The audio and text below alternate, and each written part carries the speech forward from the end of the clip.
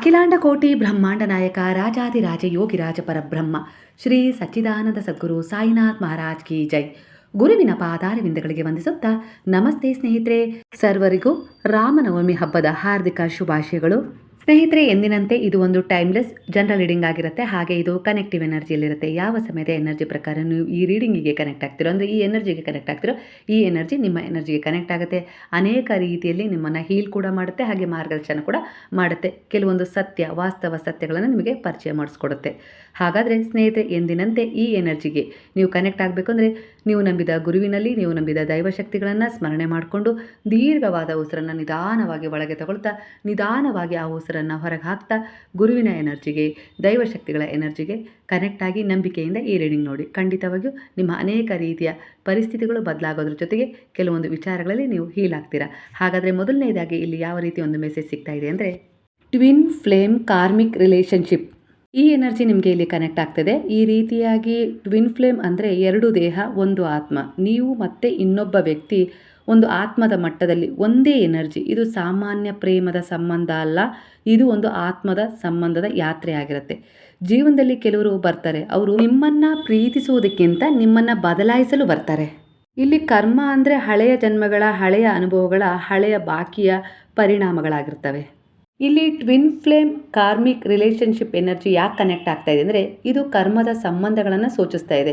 ಒಂದು ಆತ್ಮಕ್ಕೆ ಎರಡು ಶರೀರದ ಎನರ್ಜಿ ಕನೆಕ್ಟ್ ಆಗಿರುವ ಒಂದು ಎನರ್ಜಿ ಕನೆಕ್ಟ್ ಆಗ್ತಾಯಿದೆ ಇಲ್ಲಿ. ಅಂದರೆ ಇಲ್ಲಿ ಒಂದು ಶಿವಶಕ್ತಿಯ ಎನರ್ಜಿ ಕನೆಕ್ಟ್ ಆಗ್ತದೆ. ಅಂದರೆ ಶಿವ ಮತ್ತು ಶಕ್ತಿ ಅಂದರೆ ಪಾರ್ವತಿ ದೇವಿ ಎರಡರ ಒಂದು ಎನರ್ಜಿ ಹೇಗೆ ಒಂದು ಅರ್ಧನಾರೀಶ್ವರ ತತ್ವವನ್ನು ತಿಳಿಸುತ್ತಲ್ಲ, ಅದೇ ರೀತಿ ಪ್ರತಿಯೊಬ್ಬ ಕೆಲವು ಟ್ವಿನ್ ಫ್ಲೇಮ್ ಎನರ್ಜಿಗೆ ಬಂದವರಲ್ಲಿ ಖಂಡಿತ ಈ ಎನರ್ಜಿ ಇರುತ್ತೆ. ಹಾಗಾಗಿ ಕೆಲವೊಂದು ಸಾರಿ ನೀವು ಕನ್ನಡಿಯನ್ನು ನೋಡಿಕೊಂಡಾಗ ನಿಮ್ಮದೇ ಆದ ಒಂದು ಪ್ರತಿಬಿಂಬ ಕಾಣಿಸುತ್ತಲ್ಲ, ನೀವು ಹೇಗೆ ನಿಮಗೆ ಕಾಣಿಸ್ತಿರಲ್ಲ ಹಾಗೆ ನಿಮ್ಮ ಕುಟುಂಬದಲ್ಲಾಗಿರ್ಬೋದು, ಇಲ್ಲ ಸ್ನೇಹಿತರಲ್ಲಾಗಿರ್ಬೋದು, ಪ್ರೀತಿಯ ವಿಚಾರದಲ್ಲಾಗಿರ್ಬೋದು, ಇಲ್ಲ ಬೇರೆ ಯಾವುದೋ ಒಂದು ಸಂಬಂಧದಲ್ಲಿ ಯಾವ ರೀತಿ ಜನರು ಕನೆಕ್ಟ್ ಆಗ್ತಾರೆ ಅಂದರೆ, ಅವರು ನಿಮ್ಮ ಸ್ವಭಾವಕ್ಕೆ ಯಾವ ರೀತಿ ಅನುಗುಣವಾಗಿರ್ತಾರೆ ಅಂದರೆ, ನೀವೇನು ಯೋಚಿಸ್ತಾ ಇದ್ದೀರಾ ಅದು ಅವ್ರು ಯೋಚಿಸ್ತಾ ಇದ್ದಾರೆ, ಅವ್ರು ಏನು ಅಂದ್ಕೊಂಡಿದ್ದೀರಾ ಅದು ನೀವು ಅಂದ್ಕೊಳ್ತಾ ಇದ್ದೀರಾ. ಈ ರೀತಿಯಾಗಿ ಅಂದರೆ ಇಲ್ಲಿ ಎಲ್ಲ ರೀತಿಯ ಒಂದು ಎನರ್ಜಿ ನಿಮ್ಮದು ಅವ್ರದ್ದು ಮ್ಯಾಚ್ ಆಗ್ತಾ ಇರತ್ತೆ. ಅವ್ರಿಗೆ ನೋವಾಗ್ತಾ ಇದೆಯಾ, ನಿಮಗೂ ನೋವಾಗ್ತಾ ಇದೆ. ಅವ್ರು ಸಂತೋಷವಾಗಿದ್ದಾರಾ, ನಿಮಗೂ ಸಂತೋಷ ಆಗ್ತಾ ಇದೆ ಅನ್ನೋ ರೀತಿಲಿ ಈ ಎನರ್ಜಿಯಲ್ಲಿ ಕೆಲವಷ್ಟು ಜನರು ಬರ್ತಾರೆ. ಅದರಲ್ಲಿ ಕೆಲವರ ಎನರ್ಜಿಯಲ್ಲಿ ಕನೆಕ್ಟ್ ಆಗ್ತದೆ. ಹಾಗಾಗಿ ಒಬ್ಬರ ಮನಸ್ಸಿನ ಭಾವನೆಗಳು, ನೋವುಗಳು, ಕೆಲವು ಒಂದು ವಿಚಾರಗಳು ಇಲ್ಲಿ ರೆಸೊನೇಟ್ ಆಗ್ತಾ ಇದ್ದಾವೆ ನಿಮಗೂ ಅವರಿಗೂ. ಒಂದೇ ಸಮಯದಲ್ಲಿ ನಿಮ್ಮದು ಅವ್ರದ್ದು ಒಂದೇ ಗುರಿ, ಒಂದೇ ಉದ್ದೇಶ, ಆ ರೀತಿಯ ಕನಸುಗಳು, ಆಲೋಚನೆಗಳು ಇರ್ತವೆ. ಈ ರೀತಿಯಾಗಿ ಕನೆಕ್ಟ್ ಆಗುತ್ತೆ. ಆ ರೀತಿಯ ಒಂದು ಎನರ್ಜಿ ಇಲ್ಲಿ ಕನೆಕ್ಟ್ ಆಗ್ತಾ ಇದೆ. ನೀವು ಮತ್ತು ಅವರು ಹತ್ತಿರವಾದಾಗ ನಿಮ್ಮ ಆತ್ಮದ ಎನರ್ಜಿ ಹೈ ಲೆವೆಲ್ಗೆ ಹೋಗುತ್ತೆ. ಅಂದರೆ ಇಂಥ ಒಂದು ಸಕಾರಾತ್ಮಕ ಬಲವಾದ ಎನರ್ಜಿಗಳು ಕನೆಕ್ಟ್ ಆಗ್ತದೆ ಅಂದರೆ, ಅದು ಹಿಂದಿನ ಜನ್ಮದಲ್ಲಿ ನೀವು ಅವರು ಅಥವಾ ಇದೇ ಜೀವನದಲ್ಲಿ ಅನ್ಫಿನಿಶ್ಡ್ ಲೆಸನ್ಸ್ ಇರ್ತವೆ. ಅಂದರೆ ಅವು ಪೂರ್ಣಗೊಂಡಿರೋದಿಲ್ಲ. ಅಂಥ ಒಂದು ಪಾಠಗಳನ್ನು ಪೂರ್ಣಗೊಳಿಸಲು ಮತ್ತೆ ಭೇಟಿಯಾಗ್ತೀರಾ.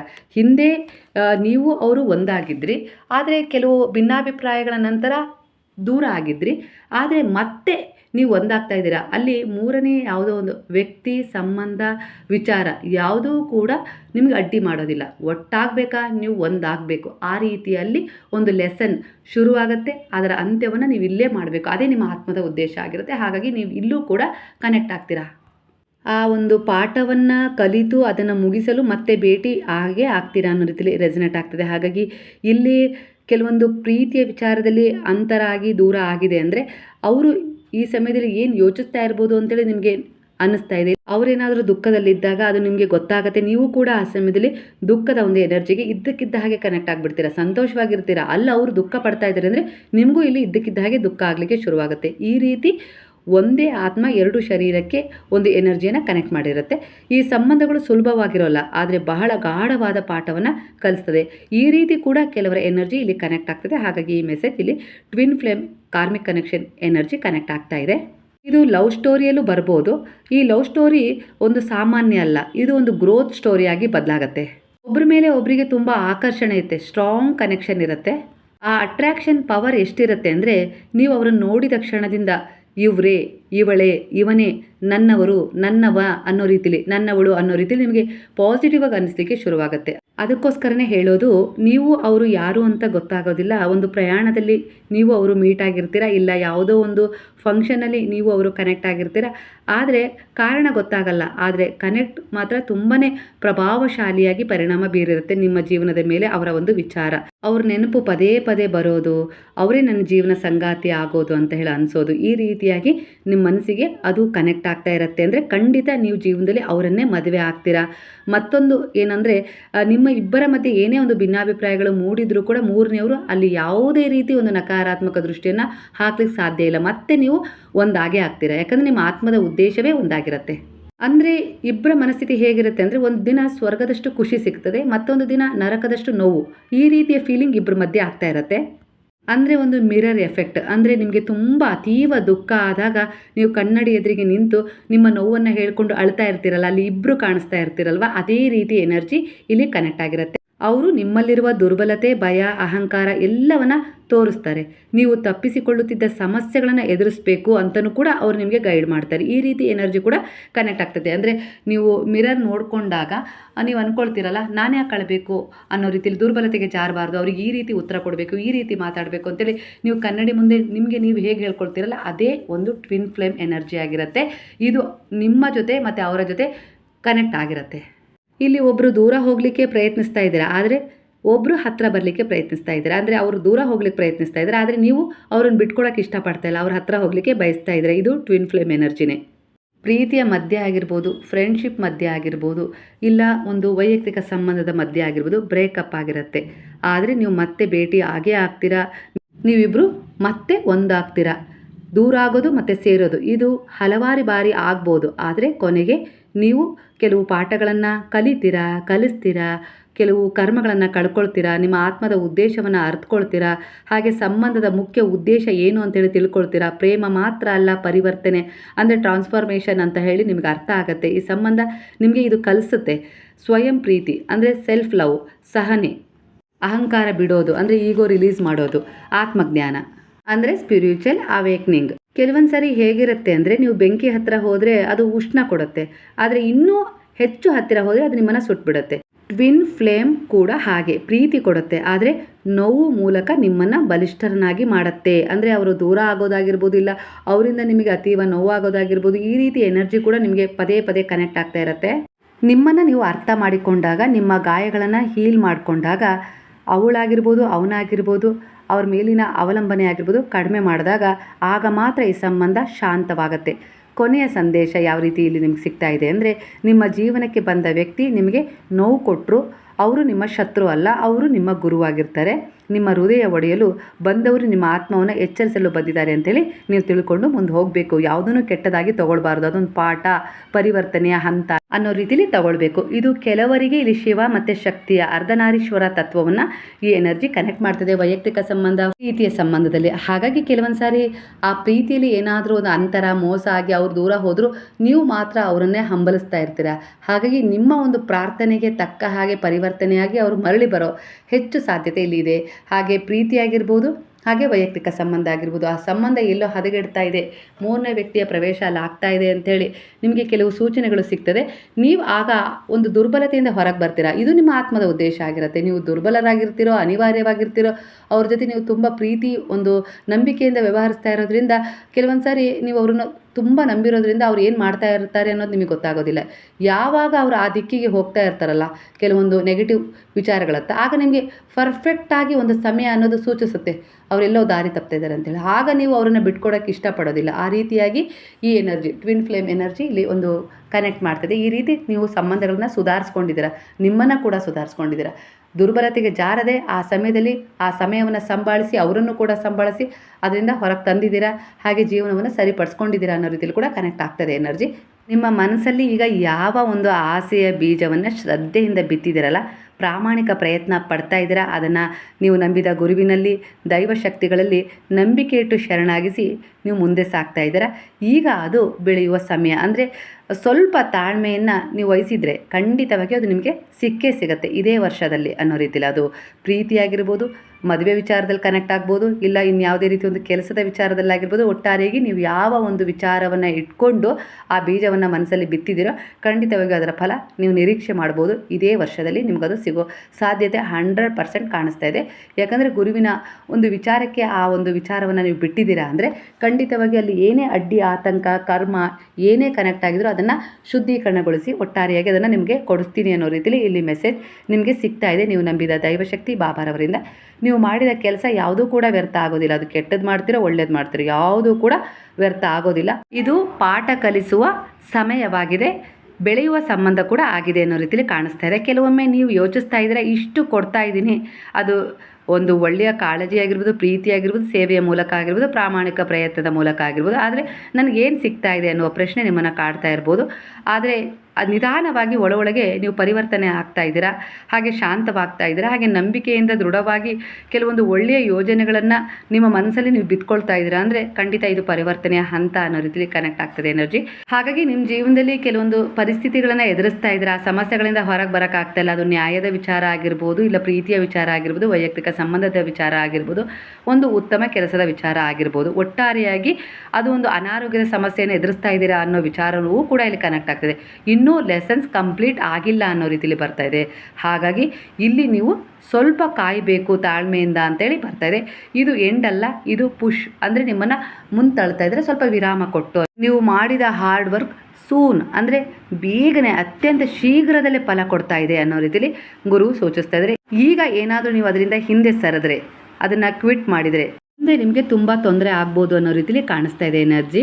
ನಿಮ್ಮ ಪರಿಶ್ರಮಕ್ಕೆ ತಕ್ಕ ಹಾಗೆ ಫಲ ಎದುರಾಗ್ತಾ ಇದೆ, ಅದನ್ನು ಕಡೆಗಣಿಸಬೇಡಿ. ಇದು ನಿಮಗೆ ಈ ಸಮಯದಲ್ಲಿ ತುಂಬ ಮುಖ್ಯ ಅನ್ನೋ ರೀತಿಯಲ್ಲಿ ಬಾಬಾ ಹೇಳ್ತಾ ಇದ್ದಾರೆ. ಹೆಚ್ಚು ಓವರ್ ಥಿಂಕಿಂಗ್ ಕೂಡ ಬೇಡ. ನನ್ನ ಸಮಯ ವ್ಯರ್ಥ ಆಗ್ತಾ ಇದೆಯಾ ಅನ್ನುವ ಡೌಟ್ ಕೂಡ ಕಡಿಮೆ ಮಾಡ್ಕೊಳ್ಳಿ. ಗುರುವಿನಿಂದ ಒಂದು ಉಪದೇಶ ಕೂಡ ಇಲ್ಲಿ ನಿಮ್ಗೆ ಸಿಗ್ತಾ ಇದೆ. ಹೂಗಳು ಕೂಡ ರಾತ್ರಿ ಹೊತ್ತು ಅರಳೋದಿಲ್ಲ, ಸಮಯ ಬಂದಾಗ ಮಾತ್ರ ಸುಂದರವಾಗಿ ಅರಳುತ್ತದೆ. ಅದು ರಾತ್ರಿ ಆಗಿರ್ಬೋದು, ಹಗಲಾಗಿರ್ಬೋದು ಅನ್ನೋ ರೀತಿಯಲ್ಲಿ ಬಾಬಾ ಹೇಳ್ತಾ ಇದ್ದಾರೆ. ಹಾಗಾಗಿ ನಿಮ್ಮ ಸಮಯವೂ ಕೂಡ ಬರುತ್ತೆ. ಆ ಸಮಯದಲ್ಲಿ ನಿಮ್ಮ ಸುಂದರ ಕನಸುಗಳು ಖಂಡಿತ ಅರಳುತ್ತವೆ. ನನ್ನ ಶರಣದಲ್ಲಿರುವ ಯಾವುದೇ ಒಂದು ಪ್ರಶ್ನೆಗೆ ಉತ್ತರ ಸಿಗೋದಿಲ್ಲ ಅಂತಲ್ಲ, ಖಂಡಿತ ಸಿಗುತ್ತೆ. ಸಮಯಕ್ಕೆ ಸಮಯ ಕೊಟ್ಟು ಸಂಯಮದಿಂದ ನೀವು ಕಾಯಬೇಕು ಅನ್ನೋ ರೀತಿಯಲ್ಲಿ ಬಾಬಾ ಹೇಳ್ತಾ ಇದ್ದಾರೆ. ಹಾಗೆ ನಿಮ್ಮ ಜೀವನ, ನಿಮ್ಮ ಪ್ರೀತಿ ಸರಿಯಾದ ಸಮಯದಲ್ಲಿ ಖಂಡಿತ ನಿಮಗೆ ಸಿಕ್ಕೇ ಸಿಗುತ್ತೆ. ಯಾಕಂದರೆ ಅದರ ಪೂರ್ಣ ಜವಾಬ್ದಾರಿಯನ್ನು ನಾನು ತಗೊಂಡಿದ್ದೀನಿ ಅನ್ನೋ ರೀತಿಯಲ್ಲಿ ಕೂಡ ಬಾಬಾ ಭರವಸೆಯನ್ನು ತುಂಬಿಸ್ತಾ ಇದ್ದಾರೆ. ನಿಮ್ಮ ಎನರ್ಜಿ ಗುರುವಿನ ಎನರ್ಜಿಗೆ ಕನೆಕ್ಟ್ ಆಗಿರೋದ್ರಿಂದ, ಅಂದರೆ ನೀವು ಅವರ ಶರಣದಲ್ಲಿ ಈ ಸಮಯದಲ್ಲಿ ಇರೋದ್ರಿಂದ ನಿಮಗೆ ಅವರಿಂದ ಮತ್ತೊಂದು ಸಂದೇಶ ಯಾವ ರೀತಿಯಲ್ಲಿ ಸಿಗ್ತಾ ಇದೆ ಅಂದರೆ, ನಿಮ್ಮ ಜೀವನದಲ್ಲಿ ಏನು ನಡೀತಾ ಇದೆ ಅನ್ನೋದನ್ನು ನಾನು ನೋಡ್ತಾ ಇದ್ದೀನಿ. ನಿನ್ನ ನೋವು, ನಿನ್ನ ಕಷ್ಟ ಎಲ್ಲವೂ ನನಗೆ ಗೊತ್ತು. ನೀನು ತುಂಬ ದೈಹಿಕ ಹಾಗೆ ಮಾನಸಿಕ ಸಮಸ್ಯೆಗಳನ್ನು ಅನುಭವಿಸ್ತಾ ಇದೆಯಾ. ಮೋಸ, ದ್ರೋಹ, ಮನಸ್ಸಿಗೆ ದೊಡ್ಡ ಗಾಯ ಆಗಿದೆ, ಅನಾರೋಗ್ಯದ ಸಮಸ್ಯೆ ಕೂಡ ಈ ಸಮಯದಲ್ಲಿ ಎದುರಿಸಿ ಅದರಿಂದ ಹೊರಗೆ ಬಂದಿದೆಯಾ. ಇದು ನಿನ್ನ ಅಂತ್ಯ ಅಲ್ಲ, ಇದು ನಿನ್ನ ಹಳೆಯ ದುಃಖದ ಅಂತ್ಯ ಆಗಿತ್ತು. ಅದಕ್ಕೋಸ್ಕರ ಇದನ್ನು ಕಳ್ಕೊಳ್ಳೋಕ್ಕೆ ನಾನು ನಿನಗೆ ಧೈರ್ಯವಾಗಿ ವಿಶ್ವಾಸ ತುಂಬುವುದರ ಮೂಲಕ ನೀನು ಅದನ್ನು ಕಳ್ಕೊಳ್ಳಿ ಅಂತೇಳಿ ನಾನು ನಿಮಗೆ ಸಹಾಯ ಮಾಡಿದ್ದು. ದೂರದಿಂದ ನಿಂತು ನಾನು ನೋಡ್ತಾ ಇದ್ದೀನಿ, ಏನೂ ಸಹಾಯ ಮಾಡ್ತಾ ಇಲ್ಲ ಅಂತೇಳಿ ನೀವು ಅಂದ್ಕೊಳ್ಳೋದು ಬೇಡ. ನಾನು ನಿಮ್ಮ ಜೊತೆಗೆ ಇದ್ದು ನಿಮ್ಮ ಉಸಿರಿನ ವೇಗದಲ್ಲೇ ನಾನು ನಿಮಗೆ ಸಹಾಯ ಮಾಡ್ತಾ ಇರೋದ್ರಿಂದನೇ ನೀವು ಆದಷ್ಟು ಬೇಗನೆ ಆ ಸಮಸ್ಯೆಯಿಂದ ಹೊರಗೆ ಬರೋಕ್ಕೆ ಸಾಧ್ಯ ಆಗ್ತಾ ಇರೋದು. ಒಂದು ಬಾಗಿಲು ಮುಚ್ಚಿತು ಅನ್ನೋ ನಿರಾಶೆ ನಿಮ್ಮನ್ನು ಕಾಡಿದಂಥ ಸಮಯದಲ್ಲಿ ನಾನು ಕೈ ಬಿಡೋದಿಲ್ಲ. ಇನ್ನೊಂದು ಬಾಗಿಲನ್ನು ಆದಷ್ಟು ಬೇಗನೆ ನಾನು ನಿಮಗೋಸ್ಕರ ತೆರೆದಿರ್ತೀನಿ. ಅದು ನಿಮ್ಮ ಅನುಭವಕ್ಕೆ ಬರ್ತಾ ಇದೆ. ಕೆಲಸದ ವಿಚಾರದಲ್ಲಿ ನೀವು ಒಂದು ಸ್ಥಿರತೆಯನ್ನು ಕಳ್ಕೊಂಡಿದ್ರಿ, ಆದರೆ ಈಗ ಅಂದರೆ ಅದು ಒಂದು ಮೋಹಕ್ಕೆ ಜಾರಿಸಿ ಆ ಕೆಲಸವನ್ನು ಆ ಮೋಹದ ಒಂದು ಸಮಯಕ್ಕೆ ಕನ್ವರ್ಟ್ ಮಾಡಿಬಿಟ್ಟಿದ್ರಿ. ಹಾಗಾಗಿ ಕೆಲಸದ ಕಡೆ ಗಮನ ಕೊಡಲಿಲ್ಲ, ಅದರಿಂದ ಹಣದ ಸಮಸ್ಯೆಗಳು ಶುರುವಾಗಿದ್ವು. ಆದರೆ ಈಗ ನೀವು ಒಂದು ಕೆಲಸದ ಕಡೆ ಗಮನ ಕೊಟ್ಟಿದ್ದೀರಾ. ಅಂದರೆ ನೀವು ಯಾವ ಮೋಹ ಮಾಯದ ಹಿಂದೆ ಹೋಗಿದ್ರಲ್ಲ, ಅದರಿಂದ ನೀವೀಗ ಹೊರಗೆ ಬಂದಿದ್ದೀರಾ. ಅದು ತಪ್ಪು ಅನ್ನೋ ರೀತಿಯಲ್ಲಿ ನಿಮ್ಗೆ ಅರ್ಥ ಆಯಿತು. ಅದರಿಂದ ಇಲ್ಲ ಕೆಲವು ಪಾಠಗಳು ಕೂಡ ನಿಮ್ಗೆ ಸಿಕ್ಕುವು ಆ ಸಮಯದಲ್ಲಿ. ಹಾಗಾಗಿ ನೀವು ಬೇಗನೆ ಹೊರಗೆ ಬರಲಿಕ್ಕೆ ಸಾಧ್ಯ ಆಯಿತು. ಅಲ್ಲಿಗೆ ನಿಮ್ಮ ಕರ್ಮವನ್ನು ನೀವು ಕಳ್ಕೊಳ್ಳೋಕ್ಕೆ ನಾನು ಬೇಗನೆ ಒಂದು ಸಮಯವನ್ನು ಕೊಟ್ಟೆ. ಅದರಿಂದ ಮತ್ತೆ ನೀವು ಮರಳಿ ಸ್ಥಿರವಾದ ಜೀವನಕ್ಕೆ ಬಂದ್ರಿ. ಈಗ ಹಣದ ವಿಚಾರದಲ್ಲಿ ಇರುವ ಅಡೆತಡೆಗಳು ದೂರವಾಗ್ತವೆ, ನಿಧಾನವಾಗಿ ಜೀವನ ಸುಧಾರಿಸುತ್ತೆ. ನಾನು ನಿಮ್ಮ ಜೊತೆಗಿದ್ದೀನಿ ಅನ್ನೋ ರೀತಿಯಲ್ಲಿ ಭರವಸೆ ಮತ್ತೆ ಕೊಡ್ತಾ ಇದ್ದಾರೆ. ನೀವು ಮಾಡಿದ ಒಳ್ಳೆಯ ಕೆಲಸ, ನಿಮ್ಮ ಶ್ರಮ ಯಾವುದು ಕೂಡ ವ್ಯರ್ಥ ಆಗೋದಿಲ್ಲ, ನಾನು ನಿಮ್ಮ ಜೊತೆಗಿರೋರಿಗೂ ಅನ್ನೋ ರೀತಿಯಲ್ಲಿ ಬಾಬಾ ಹೇಳ್ತಾ ಇದ್ದಾರೆ. ನಿಮ್ಮ ಜೀವನದಲ್ಲಿ ನಾನು ಸ್ಥಿರತೆಯನ್ನು ತಂದೇ ತರ್ತೀನಿ ಅನ್ನೋ ರೀತಿಯಲ್ಲಿ ಭರವಸೆ ಕೊಡ್ತಾ ಇದ್ದಾರೆ. ಆತಂಕ ಬೇಡ, ನಿಮ್ಮ ಜೀವನ ಸರಿಯಾದ ದಾರಿಯಲ್ಲೇ ಹೋಗ್ತಾ ಇದೆ. ಹಳೆಯ ಒಂದು ಸಂತೋಷ ಯಾವುದು ನಿಮ್ಮ ಕೈ ತಪ್ಪಿ ಹೋಗಿತ್ತು ಅಂತೇಳಿ ಪರಿತಪಿಸ್ತಾ ಇದ್ದೀರಲ್ಲ, ಆ ಹಳೆಯ ಸಂತೋಷ ಮತ್ತೆ ನಿಮ್ಮ ಜೀವನಕ್ಕೆ ಬರುತ್ತೆ. ಯಾರಾದರೂ ಸಹಾಯ ಮಾಡ್ತಾರೆ, ಪ್ರೀತಿ ಕರುಣೆ ಮತ್ತೆ ನಿಮ್ಮ ಜೀವನಕ್ಕೆ ಖಂಡಿತ ಬರುತ್ತೆ. ಸರಿಯಾದ ಜನರನ್ನು ನಿಮ್ಮ ಜೀವನಕ್ಕೆ ನಾನು ಮತ್ತೆ ತರ್ತಾ ಇದ್ದೀನಿ ಅನ್ನೋ ರೀತಿಲಿ ಬಾಬಾ ಹೇಳ್ತಾ ಇದ್ದಾರೆ. ನಿಮ್ಮ ಕಷ್ಟದ ದಿನಗಳು ಮುಗೀತಾ ಇದ್ದಾವೆ, ನಿಮ್ಮ ಕಣ್ಣೀರು ವ್ಯರ್ಥ ಆಗಿಲ್ಲ, ಅದಕ್ಕೆ ಒಂದು ಅರ್ಥ ಸಿಗುವ ಸಮಯ ಬಂದಿದೆ, ಬೆಲೆ ಸಿಗತ್ತೆ, ನಿಮಗೆ ಗೌರವ ಸಿಗತ್ತೆ.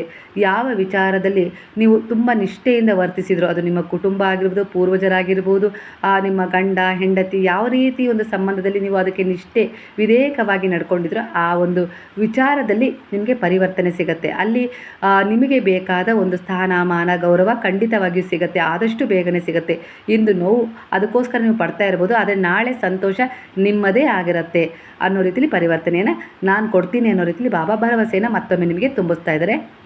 ನನ್ನ ಮೇಲೆ ನಂಬಿಕೆ ಇಡು, ತಾಳ್ಮೆ ಇಡು, ಎಲ್ಲವೂ ಒಳ್ಳೆಯದಾಗಿ ಬದಲಾಗುತ್ತದೆ ಅನ್ನೋ ರೀತಿಲಿ ಭರವಸೆ ಕೂಡ ಬರ್ತದೆ. ಯಾಕಂದರೆ ನೀವು ಬಾಬಾರವರಲ್ಲಿ ಈ ಸಮಯದಲ್ಲಿ ತುಂಬ ಪಾಸಿಟಿವ್ ಆಗಿ ಒಂದು ನಂಬಿಕೆ ಇಟ್ಕೊಂಡು ನಿಮ್ಮ ಎಲ್ಲ ವಿಚಾರವನ್ನು ನೀವೇ ನನಗೆ ತಂದೆ ತಾಯಿ ಎಲ್ಲ ಅನ್ನೋ ರೀತಿಲಿ ಅವರ ಪಾದಗಳಲ್ಲಿ ಶರಣಾಗ್ಬಿಟ್ಟಿದ್ದೀರಾ. ಹಾಗಾಗಿ ಸಂಪೂರ್ಣವಾದ ಗಮನ ನಿಮ್ಮ ಮೇಲೆ ಬಾಬಾರವರದ್ದು ಈ ಸಮಯದಲ್ಲಿ ಇದೆ ಅನ್ನೋ ರೀತಿಲಿ ಬರ್ತಾ ಇದೆ. ಹಾಗಾಗಿ ನೀವು ಸುರಕ್ಷಿತವಾದ ಒಂದು ಜೋನ್ನಲ್ಲಿದ್ದೀರಾ, ಮರಿಬೇಡಿ.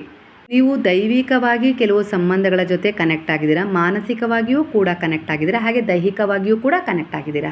ಒಂದು ಆಳವಾದ ಕನೆಕ್ಷನ್ ನಿಮ್ಮಿಬ್ಬರ ಮಧ್ಯೆ ಇದೆ ಅನ್ನೋ ರೀತಿಲಿ ಇಲ್ಲಿ ಎನರ್ಜಿ ಕನೆಕ್ಟ್ ಆಗ್ತಿದೆ. ಅಂದರೆ ಅವ್ರು ಮಾಡಬೇಕಂದದ್ದನ್ನು ನೀವು ಮಾಡ್ತಾಯಿದ್ರೆ, ಇಲ್ಲ ನೀವು ಅಂದ್ಕೊಂಡಿದ್ದನ್ನು ಅವ್ರು ಮಾಡ್ತಾಯಿದ್ದಾರೆ. ಈ ರೀತಿ ಕೂಡ ಕೆಲವರ ಎನರ್ಜಿ ಕನೆಕ್ಟ್ ಆಗ್ತಾಯಿದೆ. ಅಂದರೆ ಇದೊಂದು ಆಳವಾದ ಒಂದು ಆತ್ಮದ ಸಂಬಂಧವನ್ನು ಸೂಚಿಸ್ತಾ ಇದೆ. ಇದು ಇಂದಿನ ಒಂದು ಸಂಬಂಧ ಅಲ್ಲ, ಇದು ಹಿಂದಿನ ಒಂದು ಜನ್ಮದ ಸಂಬಂಧ ಕೂಡ ಆಗಿದೆ. ಹಾಗೆ ನಿಮ್ಮ ಜೀವನದಲ್ಲಿ ಎಲ್ಲರೂ ಸ್ನೇಹಿತರೇ ಆಗಿ ಬಂದಿಲ್ಲ, ಸಂಬಂಧಿಕರೇ ಆಗಿ ಬಂದಿಲ್ಲ, ಕೆಲವರು ಶತ್ರುಗಳಾಗಿ ಕೂಡ ಬಂದಿದ್ದಾರೆ. ಆದರೆ ಕಾರಣವಿಲ್ಲದೆ ಅಲ್ಲ, ಕಾರ್ಮಿಕ್ ಕನೆಕ್ಷನ್ ಇದೆ. ಹಿಂದಿನ ಅನುಭವ, ಜನ್ಮದ ಬಾಕಿಯ ಪಾಠಗಳು, ಕೆಲವು ಋಣ, ಹಾಗೆ ನಿಮ್ಮ ಒಳಗಿನ ದುರ್ಬಲತೆಯನ್ನು ಹೊರಗೆ ತರಲಿಕ್ಕೂ ಕೂಡ ಈ ಶತ್ರುಗಳು ನಿಮಗೆ ಕನೆಕ್ಟ್ ಆಗ್ತಾರೆ. ನಿಮ್ಮ ಶತ್ರು ಕೂಡ ನಿಮ್ಮ ಗುರುವೇ ಆಗಿರ್ತಾರೆ. ಅದನ್ನು ನೀವು ಅರ್ಥ ಮಾಡ್ಕೊಳ್ಬೇಕು. ಅದನ್ನು ಶತ್ರು ಅನ್ನೋ ಭಾವದಿಂದ ನೋಡೋದಕ್ಕಿಂತ ಅವ್ರ ಗುರು, ಅವರಿಂದ ನಾನು ಸಾಕಷ್ಟು ಪಾಠವನ್ನು ಕಲ್ತಿದ್ದೀನಿ, ಸಾಕಷ್ಟು ನಾನು ಚೇತರಿಸ್ಕೊಂಡಿದ್ದೀನಿ, ಸಾಕಷ್ಟು ನನ್ನ ಜೀವನದಲ್ಲಿ ನಾನು ಮುಂದೆ ಹೋಗಲಿಕ್ಕೆ ಅವ್ರು ಒಂದಲ್ಲ ಒಂದು ರೀತಿಯಲ್ಲಿ ಕಾರಣ ಆಗಿದ್ದಾರೆ ಅನ್ನೋ ರೀತಿಲಿ ನೀವು ಅವರನ್ನು ಗುರುವಿನ ರೂಪದಲ್ಲಿ ನೋಡಬೇಕು ಅನ್ನೋ ರೀತಿಲಿ ಬಾಬಾ ಹೇಳ್ತಿದ್ರೆ. ನಿಮ್ಮ ಒಂದು ಶಾಂತಿಯನ್ನು ಪರೀಕ್ಷಿಸ್ತಾ ಇದೆ ಈ ಸಮಯ. ಹಾಗಾಗಿ ಆ ಶತ್ರುಗಳು ನಿಮ್ಮ ಜೀವನದಲ್ಲಿ ಬಂದಿದ್ದಾರೆ. ಇದು ಗುರುವಿನ ಒಂದು ದೈವದ ಒಂದು ಯೋಜನೆ ಆಗಿರ್ಬೋದು. ನಿಮ್ಮ ಸ್ಟ್ರೆಂತ್ ತೋರಿಸ್ತಾ ಇದ್ದೀರಲ್ಲ, ಅದು ಹೇಗಿದೆ ಅನ್ನೋದನ್ನು ಕೂಡ ಇಲ್ಲಿ ಗಮನಿಸ್ತಾ ಇದ್ದಾರೆ. ನಿಮ್ಮ ತಪ್ಪುಗಳನ್ನು ಕಣ್ಣಿಗೆ ತರ್ತಾ ಇದ್ದಾರೆ, ಅಂದರೆ ಕಣ್ಣೆದುರು ಇಡ್ತಾ ಇದ್ದಾರೆ. ಆ ತಪ್ಪುಗಳನ್ನು ಸುಧಾರಿಸ್ಕೊಳ್ತೀರಾ, ಇಲ್ಲ ಆ ತಪ್ಪುಗಳಲ್ಲೇ ಮುಂದೆ ಹೋಗ್ತೀರಾ, ಮತ್ತೆ ತಪ್ಪುಗಳನ್ನು ಮಾಡ್ತಿರೋ, ಇಲ್ಲ ಆ ಋಣವನ್ನು, ಆ ಕರ್ಮವನ್ನು ಕಳ್ಕೊಳ್ತೀರೋ. ಈ ರೀತಿಯಾಗಿ ಶತ್ರುಗಳನ್ನು ಎದುರಿಗಿಟ್ಟು ಇಲ್ಲಿ ಪರೀಕ್ಷೆ ಕೂಡ ನಡೀತಾ ಇದೆ ಅನ್ನೋ ರೀತಿಯಲ್ಲಿ ಕೂಡ ಎನರ್ಜಿ ಕನೆಕ್ಟ್ ಆಗ್ತಾ ಇದೆ. ತುಂಬ ಡಿಸಿಪ್ಲಿನ್ ಇದೆ ನಿಮ್ಮ ಜೀವನದಲ್ಲಿ ನಿಮಗೆ. ಹಾಗೆ ಹಾರ್ಡ್ ವರ್ಕ್ ಕೂಡ ನೀವು ಮಾಡ್ತೀರಾ, ನಿಧಾನವಾಗಿ ಆದರೆ ಸ್ಟ್ರಾಂಗ್ ಆಗಿ ಗ್ರೋತ್ ಆಗೇ ಆಗ್ತೀರಾ. ಎಮೋಷನ್ ಹೊರಗೆ ತೋರಿಸೋದಿಲ್ಲ, ಆದರೆ ಮಾತಿಗಿಂತ ಕೆಲಸ ಹೆಚ್ಚು ಮುಖ್ಯ ಅನ್ನೋ ರೀತಿಲಿ ಮಾಡ್ತಾಯಿದ್ದೀರಾ. ಎಲ್ಲೋ ಒಂದು ರೀತಿಲಿ ಒಂದೊಂದು ಸಾರಿ ನಂಬಿಕೆ ಕಡಿಮೆ ಆಗಿಬಿಡುತ್ತೆ. ಆ ಸಮಯದಲ್ಲಿ ತುಂಬ ಗೊಂದಲ ಉಂಟಾಗಿ ನಿಮಗೆ ನೀವೇ ಕೆಲವು ಪ್ರಶ್ನೆಗಳನ್ನು ಮಾಡಿಕೊಂಡು ನಿಮ್ಮನ್ನು ನೀವೇ ದುಃಖದಲ್ಲಿ ತಳ್ಕೊಳ್ತಾ ಇದ್ದೀರಾ ಅನ್ನೋ ರೀತಿಲಿ ಕೂಡ ಎನರ್ಜಿ ಕನೆಕ್ಟ್ ಆಗ್ತಿದೆ. ಸುಧಾರಿಸ್ಕೊಳ್ಬೇಕು ನೀವು. ಇಲ್ಲಿ ಭಯದ ದೌರ್ಬಲ್ಯಗಳು ಕೂಡ ನಿಮ್ಮಲ್ಲಿವೆ. ಅದು ಹೆಚ್ಚು ಭಯಪಡೋದಾಗಿರ್ಬೋದು, ಆತಂಕ ಪಟ್ಬಿಡ್ತೀರಾ, ಮುಂದೇನು ನಾಳೆ ಏನು ಅನ್ನೋ ರೀತಿಲಿ. ಮಕ್ಕಳ ವಿಚಾರದಲ್ಲಿ ಆಗಿರ್ಬೋದು, ನಿಮ್ಮ ಭವಿಷ್ಯದ ವಿಚಾರದಲ್ಲಿ ಆಗಿರ್ಬೋದು, ಈ ರೀತಿ ಆತಂಕ ಹೆಚ್ಚಿದೆ. ಇದು ಕೆಲವೊಂದು ಸಾರಿ ನಿಮಗೆ ಸೋಲಿನ ಭಯವನ್ನು ತರ್ತಾ ಇದೆ. ಅಂದರೆ ವಿಫಲತೆಯೇ ಕೊಟ್ಬಿಡುತ್ತೆ ಕೆಲವೊಂದು ಸಾರಿ. ಹಾಗೆ ರೆಸ್ಪೆಕ್ಟ್ ಕಳೆದುಕೊಳ್ತೀರಾ ನೀವು ನಿಮ್ಮ ಬಗ್ಗೆ, ಹಾಗೆ ನಿಮ್ಮ ಎದುರಿಗಿರುವ ಜೀವನದ ಬಗ್ಗೆ. ಕೆಲವೊಮ್ಮೆ ತಣ್ಣಗಿರ್ತೀರಾ, ಕೆಲವೊಮ್ಮೆ ತುಂಬ ಹೈ ಲೆವೆಲ್ ಒಂದು ಸಿಟ್ಟು, ಕೋಪ, ಈ ರೀತಿಯಾಗೂ ನಿಮ್ಮ ವರ್ತನೆ ಇರುತ್ತೆ ಕೆಲವೊಂದು ಸಮಯದಲ್ಲಿ. ಆಗ ನಿಮಗೆ ಸ್ಟ್ರೆಸ್ ಒಳಗೆ ಫೀಲ್ ಆಗುತ್ತೆ. ಕೆಲವರ ಎನರ್ಜಿಯ ಪ್ರಕಾರ ನೀವು ಶತ್ರುಗಳ ವಿರುದ್ಧ ಅಂದರೆ ಅವರನ್ನು ಹೇಗೆ ಹ್ಯಾಂಡಲ್ ಮಾಡ್ತೀರಾ ಅಂದರೆ, ನೀವು ಫೈಟ್ ಮಾಡುವವರಲ್ಲ, ಮೌನವಾಗಿರ್ತೀರಾ. ಹಾಗೆ ಅವರ ಚಲನವಲನಗಳನ್ನು ಗಮನಿಸ್ತಾ ಇರ್ತೀರ ಕೆಲವೊಂದು ಸಾರಿ. ಹಾಗಾಗಿ ಅವರ ಒಂದು ಮೋಸ, ಕುತಂತ್ರ, ಹಾಗೆ ಅವರೊಂದು ನಕಾರಾತ್ಮಕ ದೃಷ್ಟಿಗೆ ನೀವು ಒಳಪಡೋದಿಲ್ಲ. Strong energy ನಿಮ್ಮದಿದೆ. ಹಾಗೆ ಅವರ ಹಾವ ಭಾವ, ಅವರ ನಡವಳಿಕೆ, ಅವರ ವಿಚಾರ ಎಲ್ಲವನ್ನ ಗಮನಿಸ್ತೀರಾ, ಆದರೆ ಇಗ್ನೋರ್ ಮಾಡ್ತಾ ಇದ್ದೀರಾ. ದೂರದಿಂದ ಅಬ್ಸರ್ವ್ ಮಾಡ್ತೀರಾ, ಸರಿಯಾದ ಸಮಯಕ್ಕೆ ಸ್ಟ್ರಾಂಗ್ ಆ್ಯಕ್ಷನ್ ತಗೊಳ್ತೀರಾ. ಅಷ್ಟೊಂದು ಧೈರ್ಯದ ಗುಣ ನಿಮ್ಮಲ್ಲಿದೆ, ಆತ್ಮವಿಶ್ವಾಸ ಹೆಚ್ಚಾಗಿದೆ. ನೀವು ಜಗಳ ಮಾಡೋದಿಲ್ಲ, ಆದರೆ ಅವರ ವಿರುದ್ಧ ಗೆಲ್ಲೋದು ನಿಮಗೆ ಚೆನ್ನಾಗಿ ಗೊತ್ತಿದೆ. ಕೆಲವೊಮ್ಮೆ ನೀವು ಕೂಡ ಮಿಸ್ಅಂಡರ್ಸ್ಟ್ಯಾಂಡಿಂಗಿಗೆ ಒಳಗಾಗ್ತೀರಾ, ಒಂದು ಅಸೂಯೆ ಅನ್ನೋದಕ್ಕೂ ಕೂಡ ಒಳಗಾಗ್ತೀರಾ. ಹಾಗೆ ಹೊಟ್ಟೆ ಕಿಚ್ಚು ನಿಮ್ಮಲ್ಲೂ ಕೂಡ ಕೆಲವೊಂದು ಸಾರಿ ಮೂಡಿಬಿಡುತ್ತೆ. ಇವೆಲ್ಲ ಸೇರಿ ನೆಗೆಟಿವ್ ವೈಬ್ ಕ್ರಿಯೇಟ್ ಆಗ್ತಾ ಇದೆ ನಿಮ್ಮಲ್ಲಿ. ಹಾಗಾಗಿ ನೀವು ಅಂಥ ವಿಚಾರಗಳನ್ನು ಇಗ್ನೋರ್ ಮಾಡಬೇಕು. ಯಾಕಂದರೆ ನಿಮ್ಮ ದೇಹಕ್ಕೆ ಒಗ್ಗದ, ಅಂದರೆ ನಿಮಗೆ ಯಾವ ಪದಾರ್ಥದಿಂದ ಅಲರ್ಜಿ ಆಗುತ್ತೆ ಅಂಥೇಳಿ ಗೊತ್ತಿರುತ್ತಲ್ಲ, ಅದು ಉದಾಹರಣೆಗೆ ನೀವು ಬದನೆಕಾಯಿ ತಿಂತೀರೋ, ಇಲ್ಲ ಜವಳಿಕಾಯಿ ತಿಂತೀರೋ, ಅದು ತಿಂದಾಗ ನಿಮಗೆ ಮೈ ಕಡ್ತಾ ಬರುತ್ತೆ, ಮೈಲೆಲ್ಲ ಗುಳ್ಳೆ ಏಳುತ್ತೆ. ಇದು ನಿಮಗೆ ಗೊತ್ತಾಗ್ಬಿಡುತ್ತೆ ಒಂದು 2-3 ಬಾರಿ ತಿಂದಾಗ. ಆಗ ನೀವು ಆ ಒಂದು ಪದಾರ್ಥವನ್ನು ಬಿಟ್ಬಿಡ್ತೀರಿ, ಯಾಕಂದರೆ ಅದು ನಿಮಗೆ ತುಂಬ ನೋವು ಕೊಡ್ತಾ ಇದೆ, ಹಿಂಸೆ ಕೊಡ್ತಾ ಇದೆ. ಅದೇ ರೀತಿ ಇಲ್ಲಿ ನಿಮ್ಮ ಶತ್ರುಗಳು, ನಿಮ್ಮ ವಿರುದ್ಧ ಇರೋರು ನಿಮ್ಗೆ ಈ ರೀತಿಯಾಗಿ ಒಂದು ಶತ್ರುಗಳ ರೀತಿಯಲ್ಲಿ ವರ್ತಿಸ್ತಾ ಇದ್ದಾರೆ. ಆಗ ನೀವು ಅವರನ್ನು ಇಗ್ನೋರ್ ಮಾಡಬೇಕು. ಆಗಲೇ ನೀವು ನಿಮ್ಮ ಜೀವನವನ್ನು ನಿಮ್ಮನ್ನು ಸುಧಾರಿಸ್ಕೊಂಡು ಮುಂದೆ ಹೋಗಲಿಕ್ಕೆ ಸಾಧ್ಯ ಆಗುತ್ತೆ. ನೀವು ತರಕಾರಿ ತರಕ್ಕೆ ಹೋದಾಗ, ಮಾರ್ಕೆಟಿಗೆ ಹೋದಾಗ, ಸಂತೆಗೆ ಹೋದಾಗ ಆ ಜವಳೆಕಾಯಿ, ಆ ಬದನೆಕಾಯಿ ನಿಮ್ಮ ಕಣ್ಣೆದುರಿಗೆ ಕಾಣ್ತಾ ಇರುತ್ತೆ. ಆದರೆ ನಿಮಗೆ ಅದಂದರೆ ಆಗೋದಿಲ್ಲ. ಹಾಗಾಗಿ ಅದನ್ನು ದೂರನೇ ಇಗ್ನೋರ್ ಮಾಡ್ತೀರಲ್ಲ, ಅದೇ ರೀತಿ ನಿಮ್ಮ ಶತ್ರುಗಳು ನಿಮ್ಮ ಎದುರಿಗೆ ಇರ್ತಾರೆ, ನಿಮ್ಮ ಸಂಬಂಧದಲ್ಲೇ ಇರ್ತಾರೆ, ನಿಮ್ಮ ಜೊತೆಗೆ ಇರ್ತಾರೆ. ಅವರ ಹಾವಭಾವ ನಡವಳಿಕೆಯಿಂದ ನಿಮಗೆ ಗೊತ್ತಾಗ್ತಾ ಇದೆ. ಅವರು ಹತ್ತಿರ ಬಂದಾಗ ನಿಮಗೆ ಇರುಸು ಮುರುಸು ಆಗುತ್ತೆ, ಕಿರಿಕಿರಿ ಆಗುತ್ತೆ, ಏನೋ ಒಂದು ರೀತಿಯಲ್ಲಿ ಉಸಿರು ಕಟ್ಟಿಸುವ ಭಾವನೆ ಉಂಟಾಗ್ಬಿಡುತ್ತೆ. ಕೆಲವೊಂದು ಸಾರಿ ಸಮಾಧಾನನೇ ಇರೋದಿಲ್ಲ. ಅಂಥ ಶತ್ರುಗಳು ನಿಮಗೆ ಎದುರಾದಾಗ ನಿಮಗೆ ಎಲ್ಲೋ ಒಂದು ರೀತಿಯಲ್ಲಿ ಮನಸ್ಸಿಗೆ ಒಂದು ನೆಮ್ಮದಿನೇ ಇರೋದಿಲ್ಲ. ಇಂಥ ಸಂದರ್ಭದಲ್ಲಿ ನೀವು ಅಂಥ ಒಂದು ಜನರನ್ನು ಇಗ್ನೋರ್ ಮಾಡೋಕ್ಕೆ ಇಷ್ಟಪಡ್ತೀರಲ್ಲ, ಆ ರೀತಿ ನೀವು ಮಾಡ್ಕೊಂಡು ಹೋದರೆ ಸಾಕು. ಅವರ ಒಳಪೆಟ್ಟು ಅವರನ್ನೇ ಮುಟ್ಟುತ್ತೆ. ಅದು ನಿಮ್ಮನ್ನು ಏನು ಮಾಡೋದಿಲ್ಲ ಅನ್ನೋ ರೀತಿಯಲ್ಲಿ ಕೂಡ ಇಲ್ಲಿ ಎನರ್ಜಿ ಕನೆಕ್ಟ್ ಆಗ್ತದೆ. ಇಲ್ಲಿ ಸ್ಮಾರ್ಟ್ ಆಗಬೇಕು. ನೀವು ಬುದ್ಧಿವಂತಿಕೆಯಿಂದ ಕೆಲವು ಸಂಬಂಧಗಳನ್ನು, ಕೆಲವೊಂದು ವಿಚಾರಗಳನ್ನು, ಕೆಲವೊಂದು ನೆಗೆಟಿವ್ ಥಾಟ್ಸ್ಗಳನ್ನು ಇಗ್ನೋರ್ ಮಾಡೋದನ್ನು ನೀವು ಕಲಿಬೇಕು. ಆಗ ಜೀವನ ನಿಮಗೆ ಸುಂದರ ಅಂತ ಅನಿಸುತ್ತೆ. ಅವೆಲ್ಲದನ್ನು ನಾನು ಜೊತೆಗೆ ಹಿಡ್ಕೊಂಡೇ ಹೋಗ್ತೀನಿ, ಅವೆಲ್ಲವೂ ನನಗೆ ಬೇಕು, ಅವು ಕಿರಿಕಿರಿ ಬೇಕು ನನಗೆ ಅಂತೇಳಿ ನೀವೇ ಬಯಸಿ ಆ ಬದನೆಕಾಯಿ ಆಗಿರ್ಬೋದು, ಆ ಜವಳೆಕಾಯಿ ಆಗಿರ್ಬೋದು ಅಲರ್ಜಿ ಕೊಡ್ತಾ ಇದೆ ಅಂದರೆ ನಾನು ತಿಂತೀನಿ ಅಂತ ಹೋದರೆ ಖಂಡಿತ ಆ ಶತ್ರುಗಳ ಪರಿಣಾಮ ಪದೇ ಪದೇ ನಿಮ್ಮ ದೇಹವನ್ನು ಗಾಯಗೊಳಿಸುತ್ತೆ, ಮನಸ್ಸನ್ನು ಗಾಯಗೊಳಿಸುತ್ತೆ, ಅಂದರೆ ಅಲರ್ಜಿಯನ್ನು ತರುತ್ತೆ. ಆಗ ನಿಮಗೆ ತುಂಬ ಮಾನಸಿಕವಾಗಿ ಹಿಂಸೆ ಆಗುತ್ತೆ. ನೀವು ಟ್ರೀಟ್ಮೆಂಟ್ ಕೂಡ ತಗೊಳ್ಬೇಕಾಗತ್ತೆ. ಯಾವುದು ಬೇಕು ಅನ್ನೋದನ್ನು ಯೋಜಿಸಿ ಶಾಂತವಾಗಿ ತೀರ್ಮಾನ ತಗೊಳ್ಳಿ ಅನ್ನೋ ರೀತಿಯಲ್ಲಿ ಗುರುವು ನಿಮಗೆ ಸಂದೇಶವನ್ನು ಕಳಿಸ್ತಾ ಇದ್ದಾರೆ. ಕೆಲವೊಂದು ಸಾರಿ ನಿಮ್ಮ ಮೇಲೆ ಯಾವುದೇ ರೀತಿ ಒಂದು ಮಾಟ ಮಂತ್ರದ ಪ್ರಯೋಗ ಅಂದರೆ ಬ್ಲ್ಯಾಕ್ ಮ್ಯಾಜಿಕ್ ಆಗಿರೋದಿಲ್ಲ. ಬಹಳಷ್ಟು ಬಾರಿ ಇದು ಮನಸ್ಸಿನ ಒಂದು ಆಟ ಆಗಿರುತ್ತೆ. ಅದನ್ನು ನೀವು ಅರ್ಥ ಮಾಡ್ಕೊಳ್ಬೇಕಾಗತ್ತೆ. ಅಂದರೆ ನಿಮ್ಮ ಮನಸ್ಸಿನಲ್ಲಿ ಆ ಭ್ರಮೆ ಇರುತ್ತೆ. ಹಾಗಾಗಿ ಅದು ನಿಮಗೆ ಮಾನಸಿಕವಾಗಿ ನರಳಾಟವನ್ನು ಕೊಡ್ತಾ ಇರುತ್ತೆ. ಹಾಗಾಗಿ ಆ ಎನರ್ಜಿಗೆ ನೀವು ಕನೆಕ್ಟೇ ಆಗಲಿಲ್ಲ ಅಂದರೆ ಆ ನೆಗೆಟಿವ್ ಎನರ್ಜಿಯ ಪರಿಣಾಮ ನಿಮ್ಮ ಮೇಲೆ ಆಗಿದೆಯೋ ಆಗಿಲ್ವೋ, ಒಟ್ಟಾರೆಯಾಗಿ ಅದು ನಿಮ್ಮ ಮೇಲೆ ಯಾವುದೇ ರೀತಿ ಹಾನಿ ಉಂಟು ಮಾಡೋದಿಲ್ಲ. ಇಲ್ಲಿ ಇನ್ನೊಂದು ಯಾವ ರೀತಿ ಒಂದು ಎನರ್ಜಿ ಕನೆಕ್ಟ್ ಆಗ್ತಾ ಇದೆ ಅಂದರೆ ನಿಮ್ಮ ಬಗ್ಗೆ ಕೆಲವರು ಗುಪ್ತವಾಗಿ ಮಾತನಾಡ್ತಾ ಇದ್ದಾರೆ. ಅದು ನೇರ ದ್ವೇಷಕ್ಕಿಂತ ನಿಮ್ಮ ಬಗ್ಗೆ ಅವರಿಗಿರುವ ಅಸೂಯೆ, ಅಂದರೆ ಒಂದು ಹೊಟ್ಟೆ ಕಿಚ್ಚು, ನೀವು ಪಾಸಿಟಿವ್ ಆಗಿರೋದು, ಹಾಗೆ ನೀವು ಉತ್ತಮ ಕೆಲಸ ಕಾರ್ಯಗಳನ್ನು ಮಾಡ್ಕೊಂಡಿರೋದು ಯಾವುದೂ ಕೂಡ ಅವರಿಗೆ ಸಹಿಸೋಕ್ಕಾಗ್ತಾ ಇಲ್ಲ. ಹಾಗಾಗಿ ಅವರು ಗುಪ್ತವಾಗಿ ನಿಮ್ಮ ಬಗ್ಗೆ ಕೆಲವರ ಹತ್ರ ಮಾತಾಡ್ತಾ ಇದ್ದಾರೆ. ನಿಮ್ಮನ್ನು ಹೇಗೆ ತಡಿಬೇಕು, ಹೇಗೆ ನಿಮ್ಮ ಜೀವನದ ಮೇಲೆ ನೆಗೆಟಿವ್ ಪರಿಣಾಮವನ್ನು ಬೀರಬೇಕು ಅನ್ನೋ ರೀತಿಯಲ್ಲಿ ಅವರು ಖಂಡಿತವಾಗಿ ಇಲ್ಲಿ ಮಾತನಾಡ್ಕೊಳ್ತಾ ಇದ್ದಾರೆ ಅನ್ನೋದು ಕೂಡ ಎನರ್ಜಿ ಕನೆಕ್ಟ್ ಆಗ್ತಾ ಇದೆ. ಇವರು ಹೇಗೆ ಇಷ್ಟು ಮುಂದೆ ಹೋಗ್ತಾ ಇದ್ದಾರೆ, ಹೇಗೆ ಇಷ್ಟು ಪಾಸಿಟಿವ್ ಎನರ್ಜಿ ಇವರಲ್ಲಿದೆ, ಹೇಗೆ ಇವ್ರಿಗೆ ಒಳ್ಳೇದಾಗ್ತಾ ಇದೆ, ಇವ್ರಿಗೆ ಕೆಟ್ಟದಾಗಬೇಕು ಅಂತೇಳಿ ನಾನು ಬಯಸಿದಷ್ಟು ಇವ್ರ ಜೀವನದಲ್ಲಿ ಒಳ್ಳೆಯದೇ ಆಗ್ತಾ ಇದೆಯಲ್ಲ ಅನ್ನೋ ರೀತಿಯಲ್ಲಿ, ಅಂದರೆ ಇವರ ಲಕ್ ಜಾಸ್ತಿ ಆಗ್ತಾ ಇದೆಯಲ್ಲ ಅನ್ನೋ ರೀತಿಯಲ್ಲಿ ಅವರು ಯೋಚಿಸ್ತಾ ಇದ್ದಾರೆ. ಹಾಗಾಗಿ ಇವ್ರನ್ನ ಸ್ವಲ್ಪ ಕೆಳಗೆ ತರೋದು ಹೇಗೆ ಅನ್ನೋ ರೀತಿಯಲ್ಲಿ ಕೂಡ ಅವರು ಚರ್ಚೆ ಮಾಡ್ತಾ ಇದ್ದಾರೆ. ಅವರು ನಿಮ್ಮ ಸಕ್ಸಸ್ ನೋಡಿಕೊಂಡು ಅನ್ಕಂಫರ್ಟಬಲ್ ಆಗಿದ್ದಾರೆ. ನೇರವಾಗಿ ಹಾನಿ ಮಾಡೋ ಶಕ್ತಿ ಬಹಳ ಜನರಿಗೆ ಇರೋದಿಲ್ಲ. ಬಹಳ ಬಾರಿ ಅವ್ರಿಗೆ ಅಂಥ ಅವಕಾಶನೂ ಸಿಗೋದಿಲ್ಲ. ಆದರೂ ಕೂಡ ಅವರು ನಿಮ್ಮ ಕಾನ್ಫಿಡೆಂಟ್ನ ಕಡಿಮೆ ಮಾಡಲಿಕ್ಕೆ ಬೇರೆಯವ್ರ ಹತ್ರ ಇಲ್ಲ ಸಲ್ಲದ ವಿಚಾರವನ್ನು ನಿಮ್ಮ ಬಗ್ಗೆ ಹೇಳ್ತಾ ಇದ್ದಾರೆ. ಒಟ್ಟಾರೆಯಾಗಿ ನಿಮ್ಮನ್ನು ಕುಗ್ಗಿಸ್ಬೇಕು, ಅದೇ ಅವರ ಒಂದು ಉದ್ದೇಶ. ಹಾಗಾಗಿ ನಿಮ್ಮ ಬಗ್ಗೆ ಸುಳ್ಳು ಮಾತುಗಳನ್ನು ಹಬ್ಬಿಸ್ತಾ ಇದ್ದಾರೆ.